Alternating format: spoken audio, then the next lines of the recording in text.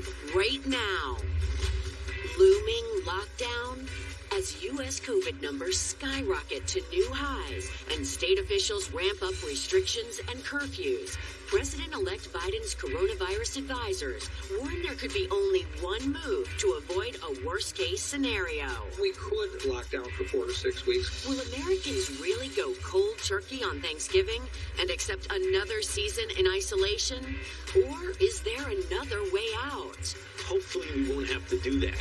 Plus, is this the woman who helped Joe Biden and Kamala Harris win the White House? Democratic rising superstar Stacey Abrams talks about hitting the streets of Georgia for a grassroots movement that could help swing Georgia blue, and how she responds to Republican claims of statewide voter fraud. And a brand new View Your Deal. Here come Hot Topics with Whoopi, Sarah Haynes, Joy Behar, Sunny Hostin, and Meghan McCain. Now, let's get things started. Well, hello and welcome to The View. The U.S. just set a new record with over 145,000 new cases of COVID. Hospitals are starting to reach capacity in some states, and restrictions and curfews are starting to tighten. Now, one of President-elect Biden's coronavirus advisors laid out one plan to get things under control. Take a look. We could pay for a package right now to cover all of the wages, lost wages for individual workers, for losses to small companies, to medium-sized companies, for cities, states, county governments. We could do all of that. If we did that, then we could lock down for 4 to 6 weeks. And if we did that, we could drive the numbers down. It's not like we're asking for months and months and months of this kind of situation. But we also have to recognize what we're doing is not working.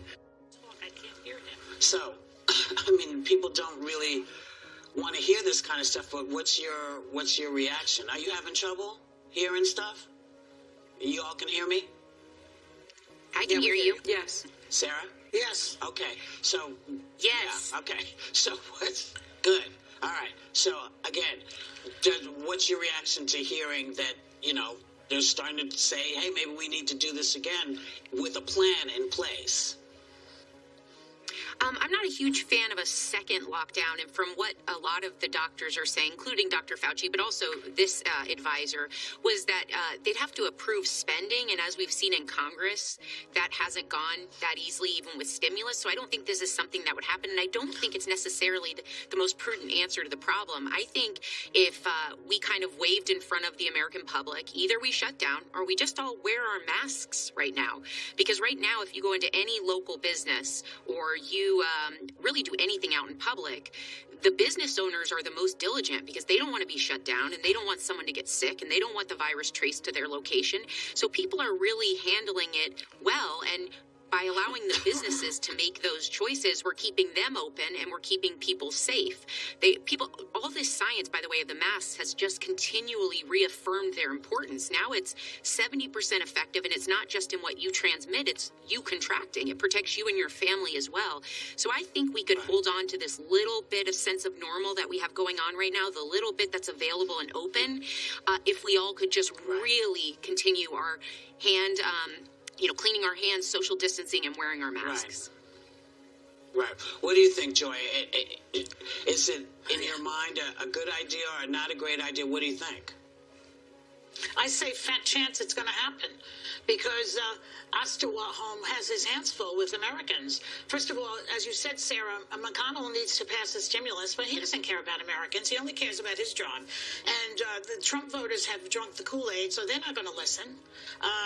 They went to those rallies without masks, even when they found out from a Stanford study that 700 deaths occurred because of, I guess, 1 or 2 of those rallies. Exit polls are showing that 3/4 of Republicans care more about rebuilding the economy than they do about the virus, which we know is connected to the economy. If you can't control the virus, you won't be able to control the economy. And as far as people wearing masks, they're not going to do it. They're not going to do it. Trump could say one day in one of his, press conferences, all he has to do is say to these people, look, you guys, you want to live, put the masks on, just like Sarah said. They're not going to do it. He's afraid of getting the country being locked down and him being locked up. Right. That's what all about he you, cares Sonny? about. Well, the issue is, as Joy is saying, Americans aren't going to wear their masks. Most Americans, or many Americans, they're not going to socially distance. They're not going to follow the CDC guidelines in that way. They're not going to continuously wash their hands. And so if everyone isn't doing the same thing and required to do the same thing, it just doesn't work. And so I actually am in favor of this short-term lockdown of, what is it? I think it's a 4 to 6 weeks, because that type of thing has worked. If you look at New Zealand, if you look at Australia, they were the first countries to do that. And when they did it, the government closed the nation's borders, imposed one of the world's strictest lockdowns in a bid to eliminate the virus, and they did it, and they did it successfully. I'd rather do that for 4 to 6 weeks than have hundreds of thousands more Americans die. I think it makes complete sense. Yeah, I'm with you. If You give people the money. Hold it. You give people the money to stay home for 5 weeks, and everybody locks down, and we start clean. Yeah. Maybe we could get this under control. But my problem is, we went into this lockdown and came out, and no one still had a plan. Nobody had a plan. So maybe now that there's talk of an actual plan, maybe this will work better. Particularly because, Can I say something? Yeah, sure. Go ahead, finish your sentence. It's okay. I wanted to just add something. Oh, I just wanted to say that, I'm willing to do anything to get us back where we need to be. Because this idea that, this one doesn't want to wear a mask, this one doesn't want to do that, we all have to do the same thing, or it's not going to work, which is what everybody is saying. Also, go ahead, Joy. I just want to add this one thing. It occurs to me that Trump is so evil at this point. I really think he's evil. I think he absolutely relishes the idea that things are getting worse and it's going to be in Biden's lap. I really think he likes that. That's how sick he is. Well, Joy, can I really quickly say one thing in response to Joy and Sunny? Sure. I know people aren't wearing their masks, but what I'm saying is if they came out and said, okay, here are your options. Either we shut down everything, or you wear a mask. Make them make that choice, because I have a feeling that people would opt for their masks. Well, maybe. Oh, I don't agree with that. We could also make it financial and say, you know what? Here's the fine for not wearing your mask, because every time you don't wear a mask, you send in somebody to a hospital that has no room for them. So you can start building that. And I'm sorry, it's either going to be one thing or another, but we've got to get this under control, or we're never going to get ourselves out of this hole. We are in a semi-hole now, but we're digging out right now. We'll be back.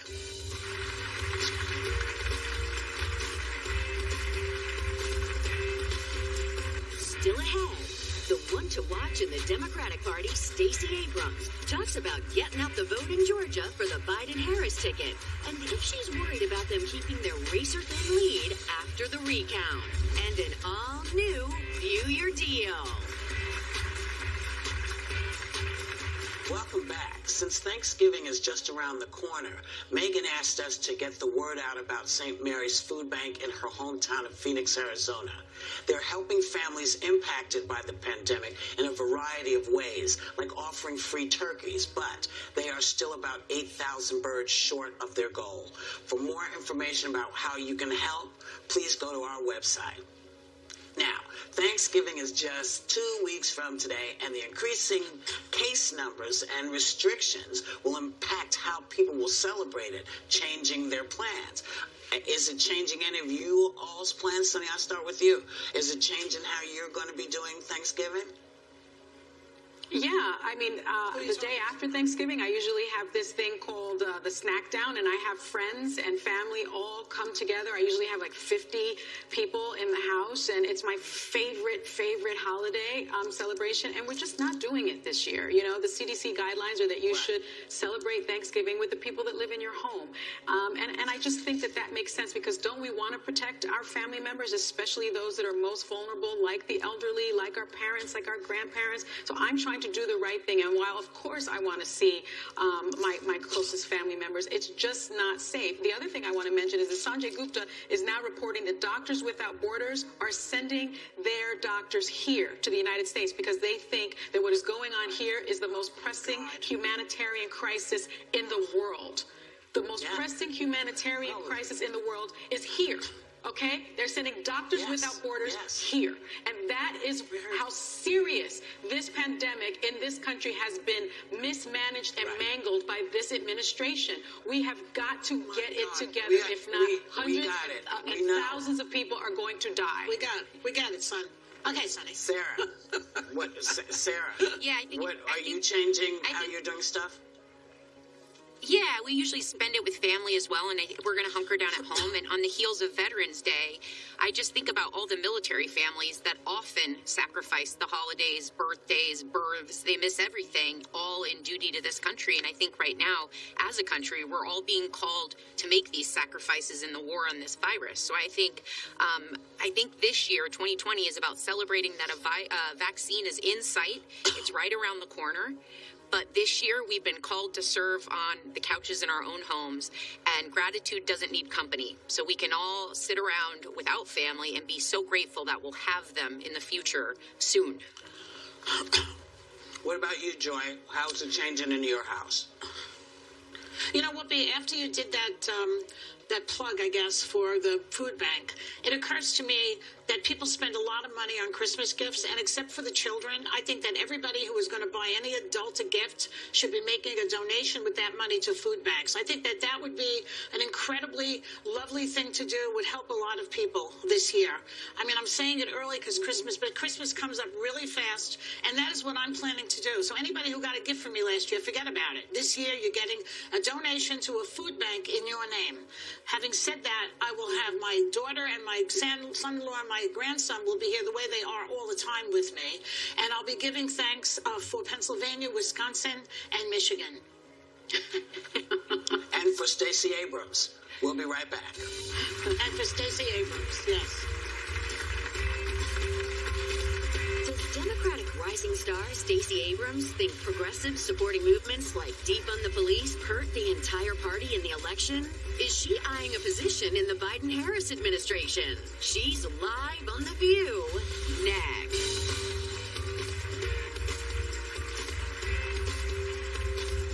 Welcome back. Nobody had Joe Biden's back more than Stacey Abrams. I mean,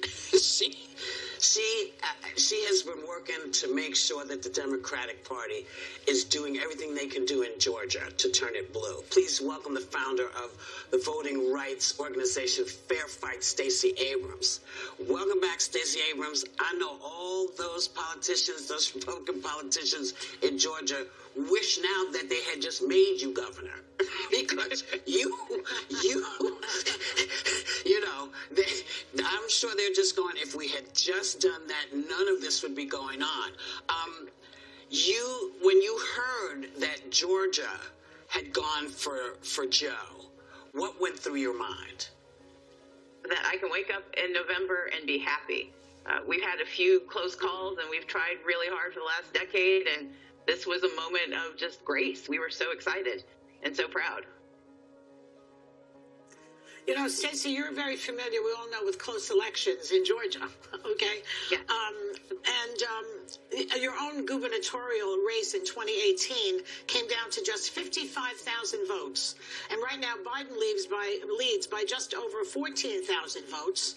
But the Secretary of State just announced that they're going to recount all of the ballots by hand, mind you, just like the Trump campaign requested. Aren't they accommodating? Georgia's never had to do a recount like this before. Are you confident that Biden's lead will hold up? And how long is this going to take exactly?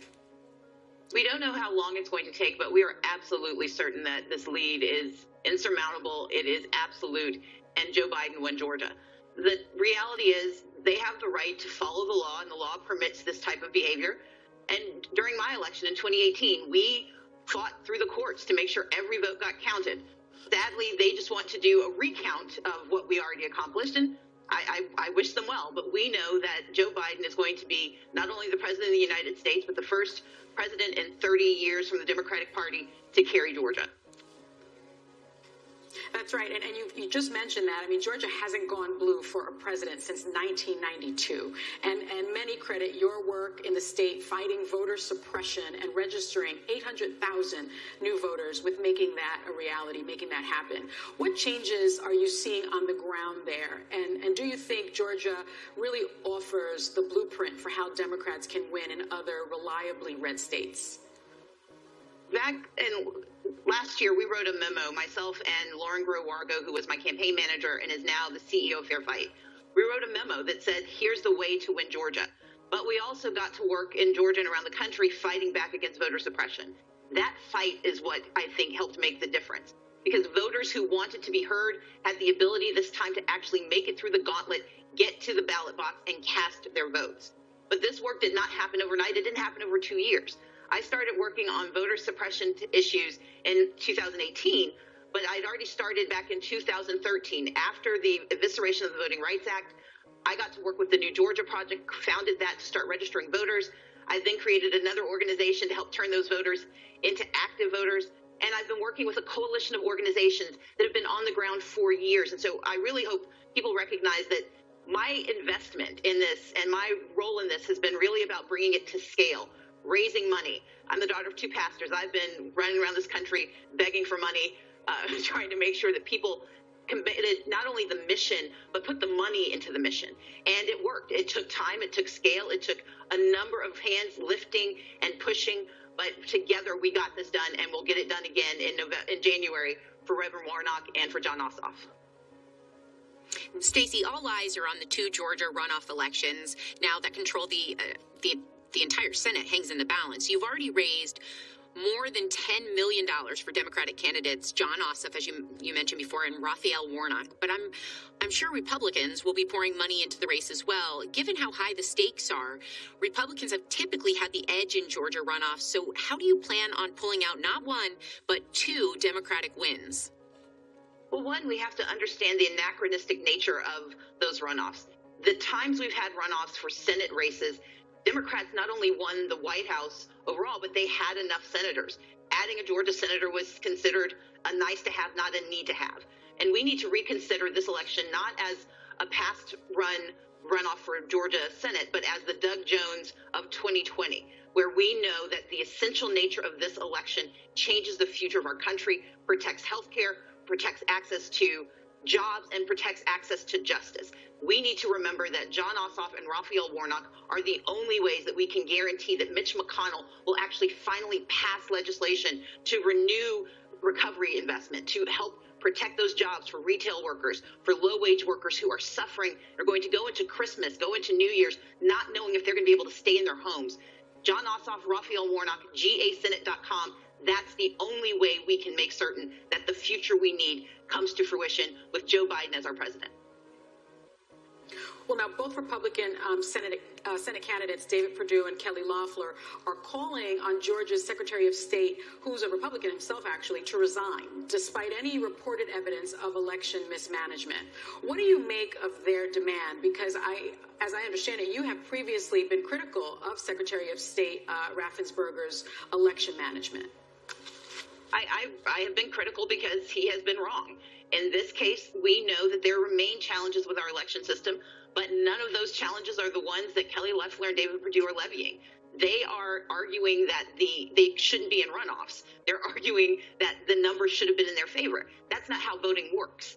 And in this case, we know that more people were actually able to get their votes counted. And by getting their votes counted, we saw the outcome.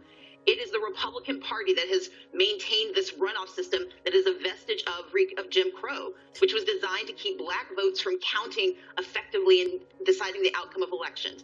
And so if they want to grapple with this issue in 2021, they can remove the runoff system. But until then, this is the law of Georgia, and they've got to deal with it.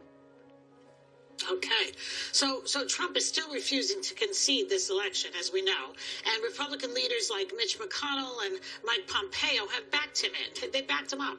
In fact, only a handful of Republicans have even acknowledged President-elect Biden's victory. I think they're trying to fire up Trump's base to turn out for the Georgia runoff. What do you say? I think that's exactly it. I think we're also watching just the kind of public temper tantrum we've become inured to over the last 4 years. But what we know is this. Joe Biden didn't just win Georgia. Joe Biden won Michigan, Wisconsin, Arizona, Nevada, Pennsylvania. We know that we were able to fight across this country for voter protection and for voter access, and he won. And now they're focusing on Georgia because they're stunned that they lost, but more importantly, because they know what's at stake and they know what we're capable of. We won Georgia in 2020 and will win it again in 2021 and send Jon Ossoff and Raphael Warnock to the U.S. Senate through gasenate.com. More with Stacey Abrams when we come back.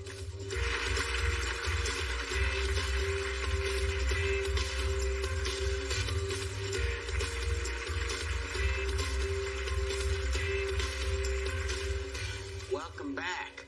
We're back with Stacey Abrams. Sarah? Yes. Well, currently there's a debate within the Democratic Party right now over why they underperformed in congressional elections. Some, including Majority Whip Clyburn, think phrases like defund the police gave Republicans too much fodder. And just yesterday, Marco Rubio told Georgia voters they have to save the Senate from socialist Democrats. Do you agree with Clyburn? Do you think Democrats need to be more disciplined and deliberate in their messaging? I think you have to run the race where you are, and you have to meet the people where you are. There are Democrats that are living in areas of the country where the conversations they are having may not resonate in other parts. I talk about translating progressive into Southern down in Georgia because I know that there are ways to have these conversations about health care, about the environmental changes that we need, about access to justice, about jobs. But there's a way you talk that's reflected in the people you're talking to. And so while I appreciate the concerns, I think we need to trust our candidates to know their communities and to have those conversations. We can't prognosticate what's going to work every time, but what we can do is react to the people we have and to the moment we're in. That's why I know Jon Ossoff and Raphael Warnock are going to talk about access to health care in a state that's facing a third surge of COVID. We're going to talk about access to jobs because we are having a K-shaped recovery where the wealthy are getting wealthier and the poor are getting poorer. And we're going to have a conversation about access to justice because in Georgia, Rayshard Brooks and Ahmaud Arbery both faced lack of justice, and those conversations must be had. But we know and we trust Jon and Raphael to have the conversations they need to have, reflecting the values of our communities, because they know that victory for Georgia means victory for the United States. Yes.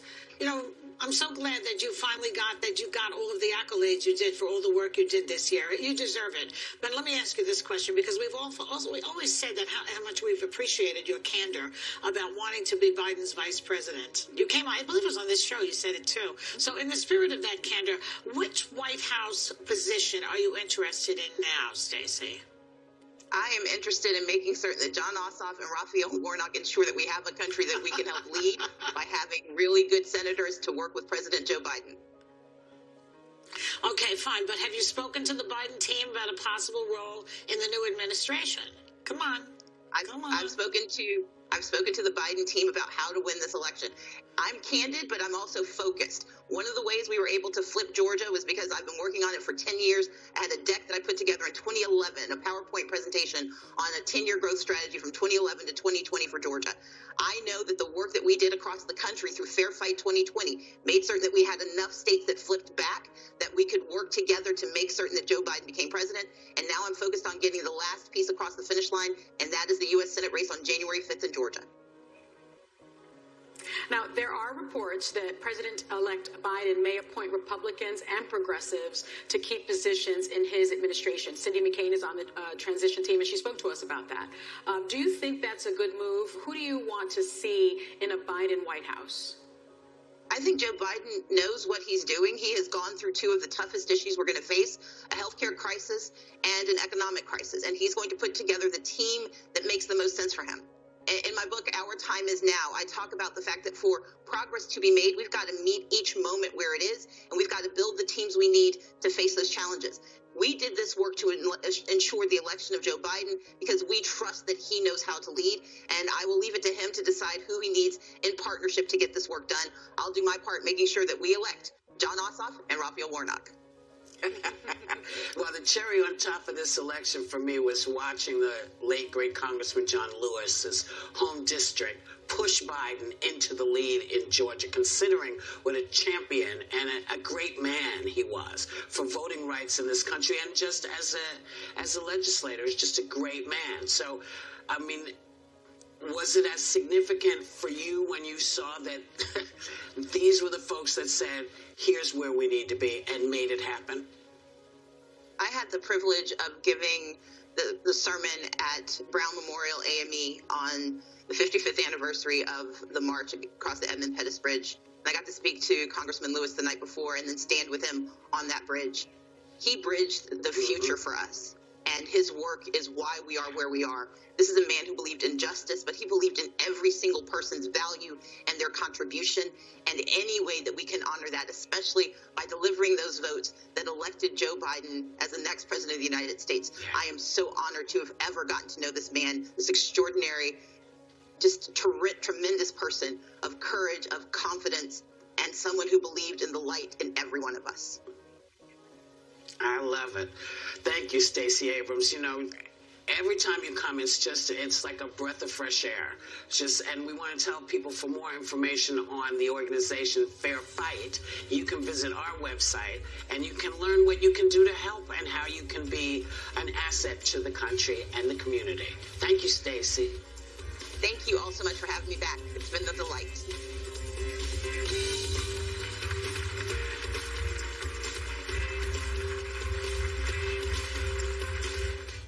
Momentous, historic, and now with so much on the line. If we are to heal and unify our country, we must speak truth. And that's why The View is all new. There's no show like yours. We're The View on ABC.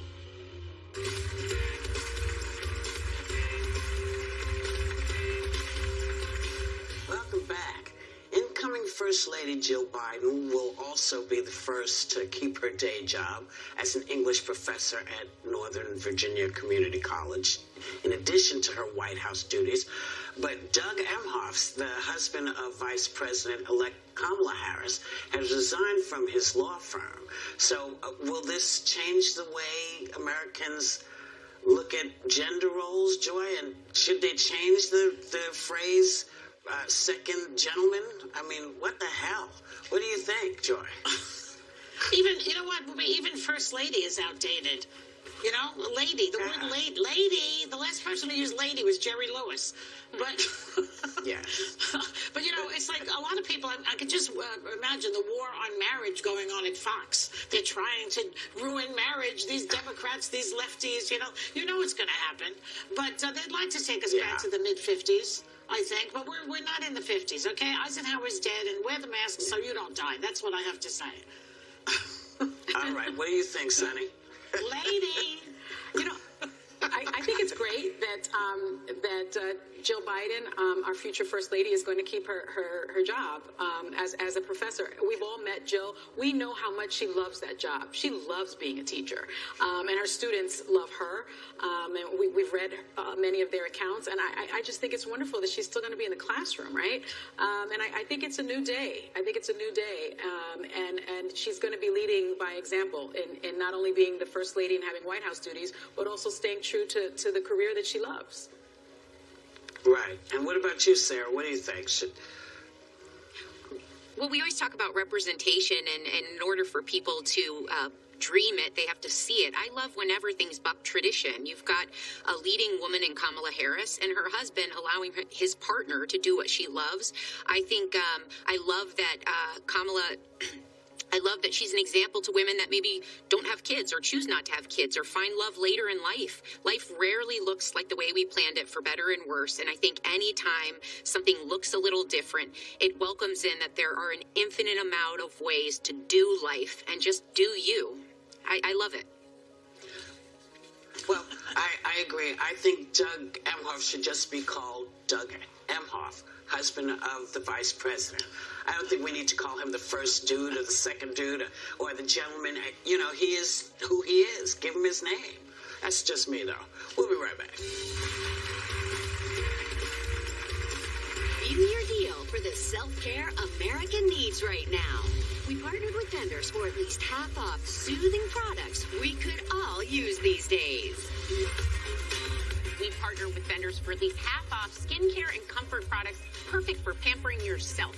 But it's only while supplies last, so let's get shopping with our dear friend, Greta Made.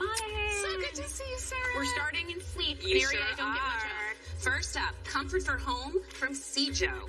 Eucalyptus bedding and eucalyptus loungewear is so extremely soft, breathable, and lightweight. It's an eco-friendly fabric without harsh chemicals or dyes, so you can choose from short-sleeve dresses, long-sleeve tops, jogger pants, classic pants, and the bedding, Sarah, is silky soft and smooth and has a luxurious sheen. Options include sheet sets, duvet cover, and pillowcase sets. The whole bed. Next now, what up, about to these go pillows?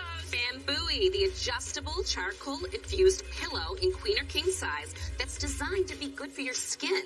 Pillow is adjustable from soft to firm depending on the support that you need, your preference. And the small personal pillow, it's actually perfect because it provides extra comfort for support for lower back, neck, and between the legs. Oh, I love that. I have to sleep with a body pad. Absolutely.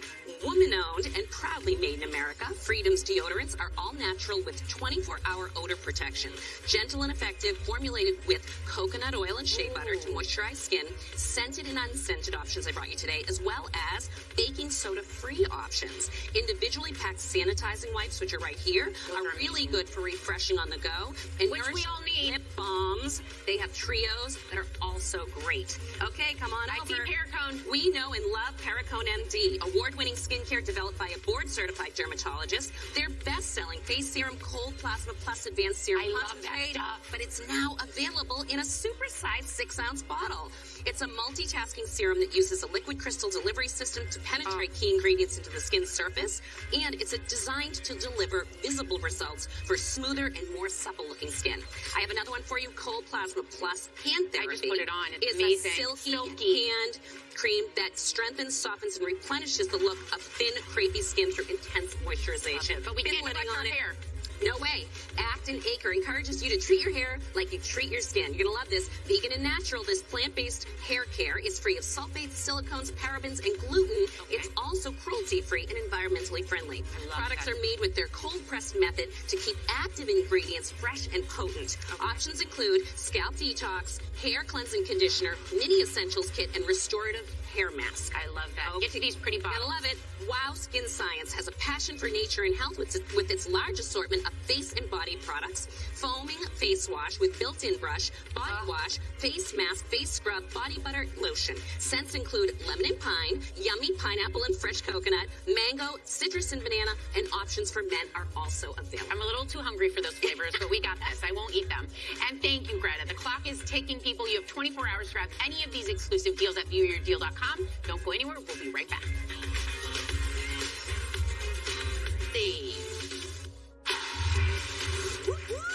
Tomorrow, we're throwing a birthday bash for the one and only Whoopi Goldberg with special celebrity surprises and some of her favorite gifts she's giving this year that are really outside of the box.